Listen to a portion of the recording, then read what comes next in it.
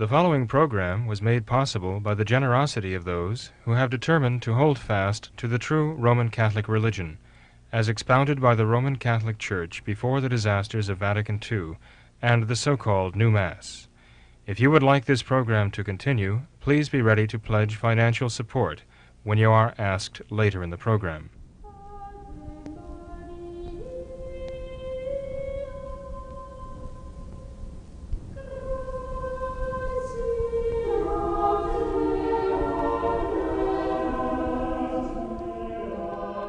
Welcome to What Catholics Believe. I'm your host, Jim Erling. The topic of today's show is sedevacantism. With me to discuss this topic is Father William Jenkins of Immaculate Conception Church, where only the traditional Latin Mass is offered. Father, welcome to the program. Thank you, Jim. Father, this issue of sedevacantism, I think can be described as one of the main issues that divides, and that there are multiple opinions on this particular issue among traditional Catholics themselves, or those that would identify themselves as traditional Catholics. And then, of course, being the question of is the See of Peter occupied or is it vacant? This can be very confusing for a lot of people within the traditional movement. What is a person to do, or how does one sort out what I think you would acknowledge is a fairly difficult and complicated subject? It is a very difficult subject, and very divisive too. Just a word of explanation. Sede vacante is in the ablative case in Latin, and it has to do with a time when there is no pope. These times occur between the death of one pope and the election of another. And there have been extended periods of time in the Church's history when there was no new pope elected after a pope had died. For example, in the 1200s, there was almost a 3-year period from the death of one pope to the election of another. There has also been a period of great confusion in the Church when there seemed to be multiple popes. Of course, there could only be one true pope. But there is what is called the Great Western Schism in the 1300s. When one pope was elected, then many of the cardinals who elected him repudiated him and elected another pope, someone else who claimed to be the pope. And then years later, as this dragged on, there was an effort to resolve this problem of two different claimants to the papacy by having the two who, let's say, who were successors. One would die in each line, and then another would be elected, and you had these two lineages following side by side, one in Rome and one in Avignon. And then some people tried to resolve the issue by having the two of Avignon and Rome resign and have another one elected in Pisa. Well, yes, there was one elected in Pisa at a council, but the other two did not resign, so then you had three. And the allegiance of the Catholic people was torn. But one thing you did not have at this time was difference in religion, because all of them kept the same faith and kept the same Catholic religion. So all of the people were following the same faith, believing the same faith, and practicing the same religion. It was so confusing at that time that there were great saints who did not agree as to who was the true pope. St. Catherine of Siena acknowledged the Pope in Rome, who was the successor of the original Pope who was elected in this whole string of events here. And St. Vincent Ferrer, another very great saint, owed his allegiance to the so-called Pope in Avignon. Well, as it turns out, the Church did eventually settle this issue, and it declared that Pope Urban was the true Pope who was elected in Rome, and that the French cardinals who broke away to elect another pope, claiming that there was something wrong with the original election, were wrong. And that the popes the false popes whom they put in place were never really true popes. Because of the confusion of the time, though, they were not denounced as anti-popes by the Church, and their followers were not denounced as schismatics, even though they were following someone who was not truly the Pope.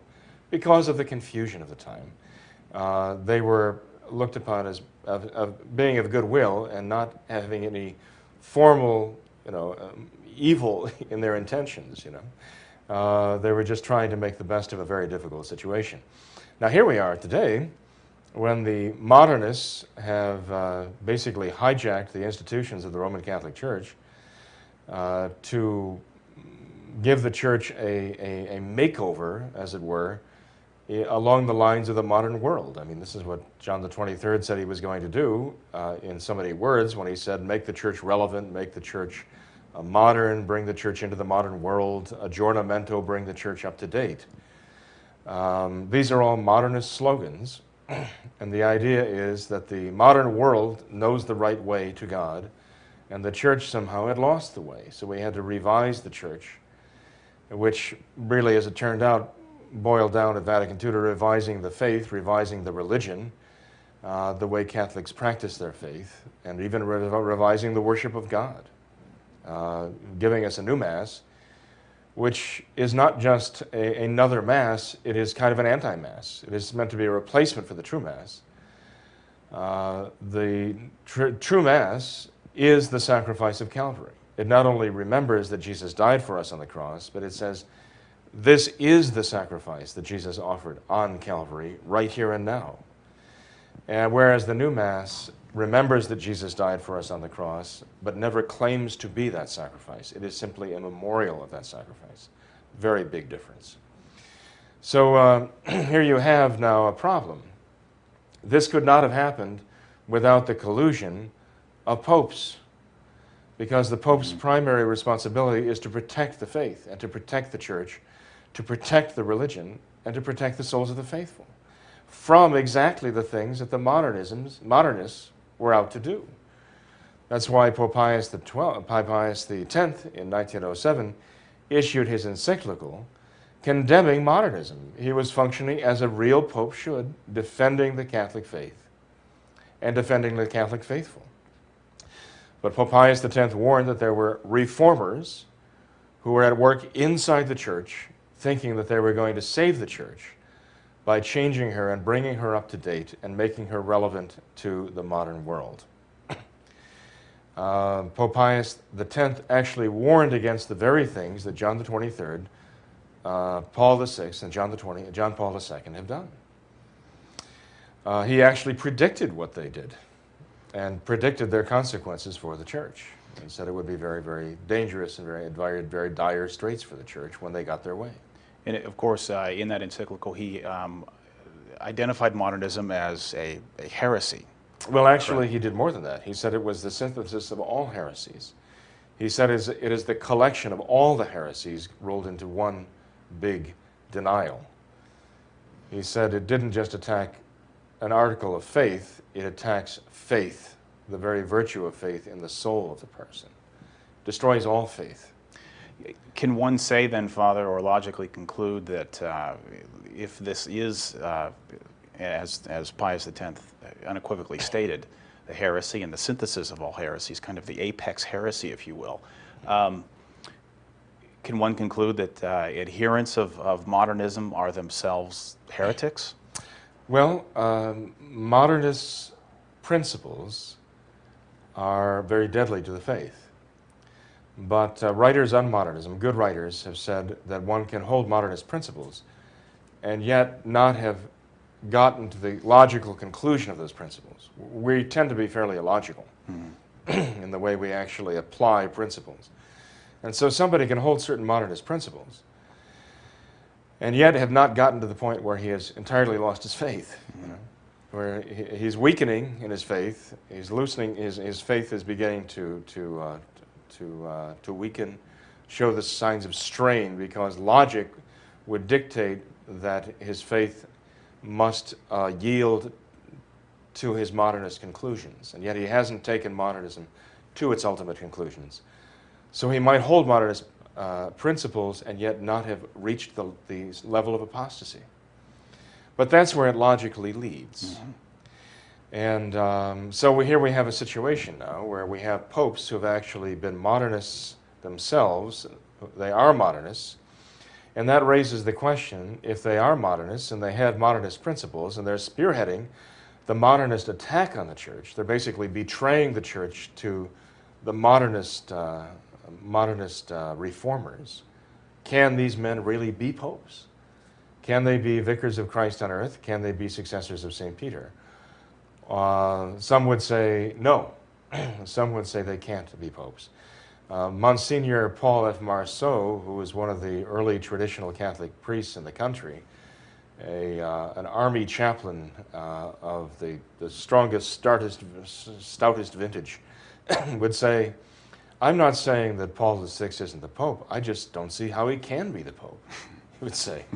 And actually at the time I thought, well, that's a peculiar thing to say, but the more I think about it now, the more I realize, well, that really states the dilemma. I mean, how can anyone say, on his own authority that, this man is the Pope, this man isn't the Pope? I mean, who has the authority to say that, to make that judgment?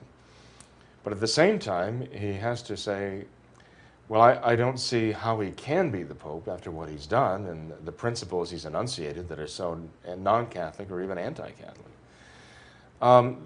You see, it's difficult to pinpoint this because with modernists, what they say is one thing. Modernists are contradictory in what they say. Their fundamental principle that each man experiences God basically in his own way, and that's called his faith experience. Well, a modernist could not say that traditional Catholicism is false, any more than a modernist could say Buddhism is false, or Calvinism is false, or maybe even atheism is false, because we each experience God in our own way. God reveals himself to each of us in his own way. And so, like the modernists would really have no problem with the traditional Mass and the traditional Catholic religion. They would be glad to welcome traditional Catholics into their modernist church, as long as traditional Catholics could just give up one idea. And that one idea is that there's one true God who has one true Son, Jesus Christ, who is the one true Lord and Savior, and the only Lord and Savior, who has taught us one true faith and has given us one true church, which, espouses one true religion. If we could get over that idea of there being one truth and just agree with them that, well, that's our faith experience, and that's true for us. But it's only true for us. God manifests himself in many different ways, and they're all true. So traditional Catholicism is true, but then modernist Catholicism is true too. Buddhism is true. Calvinism is all true. Lutheranism is true. Shinto is true.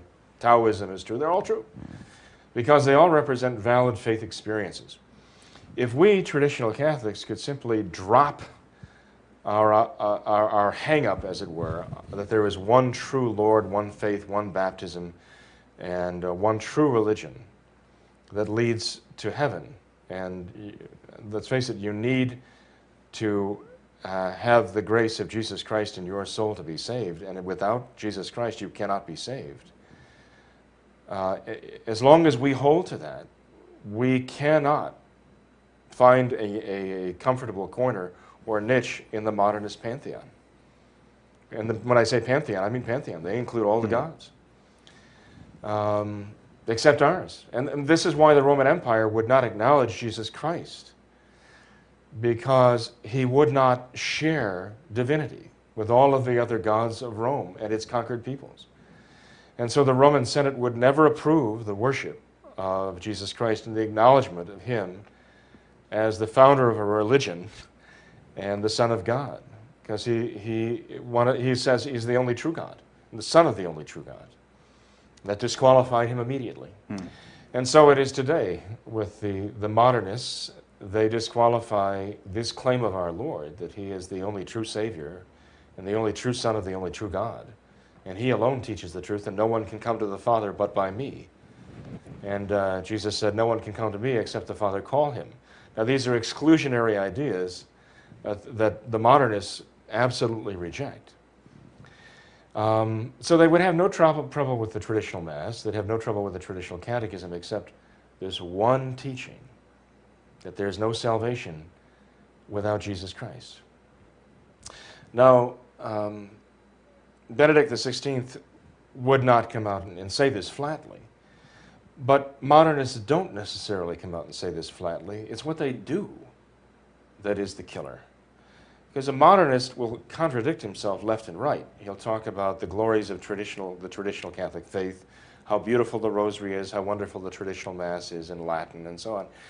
He'll kind of incense all of those things, as a sort of form of respect. But then he'll talk about the glories of Buddhism and the glories of the Enlightenment, the glories of the French Revolution, and all the rest, too. So he contradicts what he says, but what he does is where you find the poison. For example, at this recent World Youth Day, Benedict XVI is talking about the Eucharist. The Eucharist. He might have even called it the Holy Eucharist. They've gotten away from that, but he might have even called it the Holy Eucharist. And conservative modern Catholics would say, oh, isn't that wonderful? The Holy Father calls the Eucharist holy. It has come so far that they consider this to be a good sign.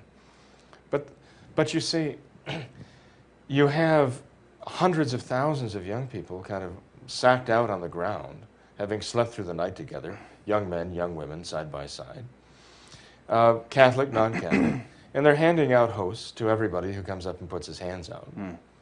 And how is this respectful to the Eucharist? And what does it mean? In the practical order, you see them doing this, and what does that tell you? It tells you that it doesn't mean anything to them. The same with, at the funeral of John Paul II, Cardinal Ratzinger, who presided, had brought up to him a Protestant leader, Brother Roger, the former leader of the Taizé ecumenical community. But Brother Roger was a Protestant leader, a worldwide, world-recognized Protestant leader. And Benedict XVI gives him Holy Communion. What does this mean? And at Brother Roger's funeral, he passed away. He was actually murdered recently at the age of 90. At his funeral, modernist Catholic priests, clergymen, with Protestants were indiscriminately handing out wafers to anybody and everybody who came up, regardless of what religion they professed, if any at all. And so in action, you see modernism, it doesn't mean anything. That's the point. Nothing means anything. It's whatever basically goes along with the modern mentality, that's the true religion. And the modern mentality is, don't believe any supernatural truths. The wafer goes to everybody because you can't possibly offend anybody. That's the modern religion. Getting back to this idea, though, of sedevacantism and the effect of modernism, the synthesis of all heresies, on the See of Peter itself. First of all, to give some historical context, this notion of the See of Peter, the Vicar of Christ, being vacant or unoccupied is not something that has been contemplated before by church saints and theologians, and so on. I mean, I've mentioned this to conservative modernist friends of mine, and they say to even contemplate the idea is something that they would it's inconceivable to them, and in fact, it would almost be kind of a deal breaker for them as Catholics, that they could no longer would even be a Catholic if this was even possible. Yet it's been kind of considered by previous thinkers from centuries past, and they've come to some conclusions about well, this as well. There have been as many periods of sedevacantism as there have been popes, because every time a pope dies, it's sedevacante. There is no pope until another one is elected. Whether it's a matter of days, weeks, or months, or in some cases years. What is unusual about this case is if the see were to be vacant because, well, let's face it, I mean, if they don't have the faith, if you're not a member of the church, you can't be the head of the church. And to be a member of the Roman Catholic Church, you can't be an apostate. You have to have the Catholic faith. So what separates this period is the length of time. In 40 years, 50 years. But why would 50 years be any different from 3 years or 2 years? I mean, if the church can exist for a minute without a pope, why couldn't the church continue to exist for a decade or a generation without a pope? There's no intrinsic reason why not. The thing that concerns me is this. The mechanism we have for having a pope is the College of Cardinals. And the cardinals are appointed by a pope, and he has to be a true pope to appoint them. If there's a fraudulent pope who appoints cardinals, they're fraudulent cardinals. But then when he dies, who's going to elect a true pope?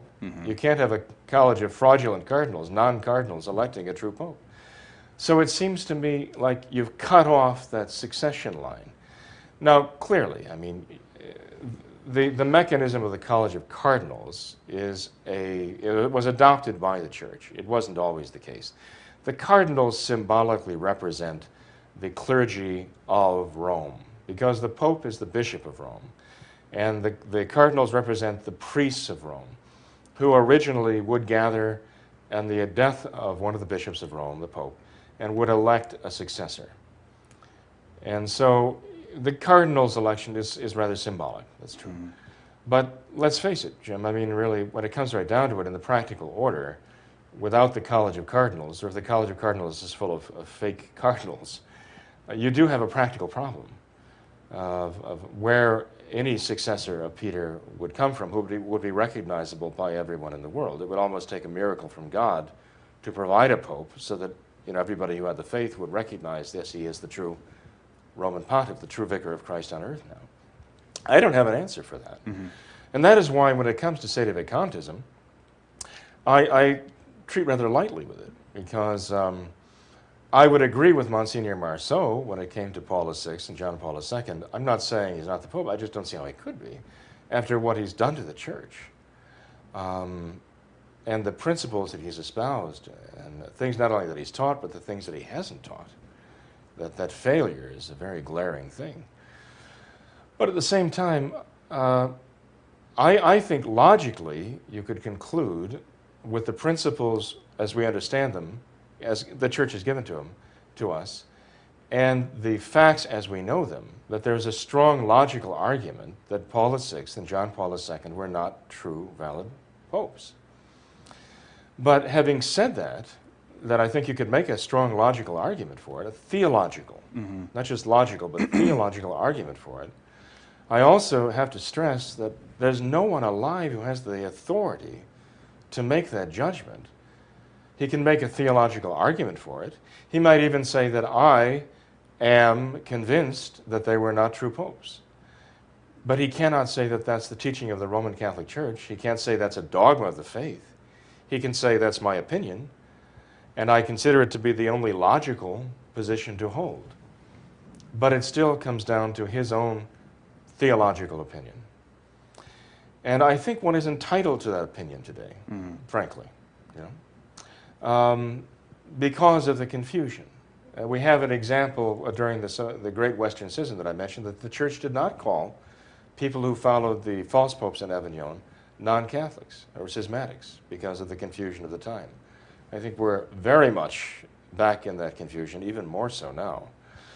So I think we have to give each other some slack. And this is a very topical issue because there's been an assault recently by the modernist, let's say modern, it's hard to define these people. They're traditional insofar as they want the traditional Mass, but they claim to have an allegiance to Benedict XVI and John Paul II. They say they're popes, absolutely popes. You can't deny they're popes. You can't even question that they are truly popes.